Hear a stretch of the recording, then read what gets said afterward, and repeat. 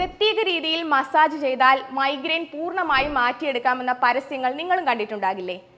അങ്ങനെ മസാജ് ചെയ്താൽ മാറ്റിയെടുക്കാവുന്നതാണോ മൈഗ്രെയിൻ? തലവേദന ഉണ്ടാകുന്ന സമയത്ത് നമ്മൾ ഈ ഡയലേറ്റ് ചെയ്യുന്ന ബ്ലഡ് വെസലിൻ്റെ മേലെ കൂടെ മസാജ് ചെയ്ത് കഴിഞ്ഞാൽ താൽക്കാലികമായിട്ടുള്ള ഒരു ആശ്വാസം ലഭിക്കും. പക്ഷേ ഒരിക്കലും എസ്റ്റാബ്ലിഷ് ചെയ്യപ്പെട്ട ഒരു മൈഗ്രെയിൻ തലവേദനയിൽ നമ്മൾ മസാജ് ചെയ്താലും അത് മാറണമെന്നില്ല. അതിന് നമ്മൾ മരുന്നുകൾ തന്നെ കഴിക്കേണ്ടി വരും.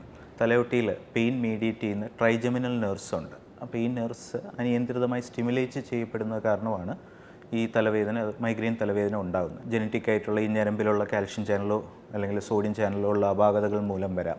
അതോടൊപ്പം ഉറക്കമില്ലായ്മ, അമിതമായിട്ടുള്ള സ്ട്രെസ്സ്, സമയത്ത് ഭക്ഷണം കഴിക്കാതെ ശരീരത്തിലെ ഗ്ലൂക്കോസിൻ്റെ അളവ് കുറഞ്ഞുണ്ടാകുന്ന ഹൈപ്പോഗ്ലൈസീമിയ, കോഫി തുടങ്ങിയ സബ്സ്റ്റൻസ് കൂടുതലായിട്ട് ഉപയോഗിക്കുന്നു. ഇതെല്ലാം തന്നെ ഈ നെർവ് കൂടുതൽ സ്റ്റിമുലേറ്റ് ചെയ്യപ്പെടുന്നതിന് കാരണമാകും.